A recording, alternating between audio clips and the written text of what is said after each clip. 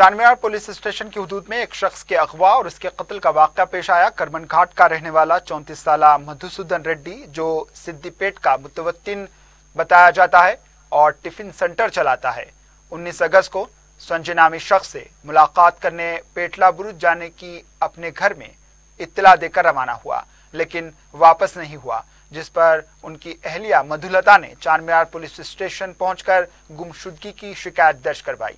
Police ने संजय नामी शख्स की तलाश की। इसके ना मिलने पर उसके एक दोस्त जगन्नाथ से पूछताछ की गई।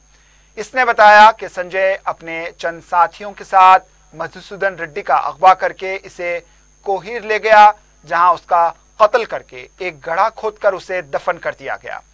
जगन्नाथ की निशानदेही पर पुलिस ने मकतूल की लाश को बरामद करके बाद में पोस्टमार्टम के बाद इसकी लाश उनकी अहलिया के हवाले कर दी और कातिलों को पकड़ने पुलिस ने 3 टीमें तश्कील दी हैं। बताया जाता है कि मकतूल के खिलाफ सिंगूर पुलिस स्टेशन में गांजे की स्मगलिंग का एक केस भी है। पुलिस मुख्तलिफ जावियों से तहकीकात कर रही है।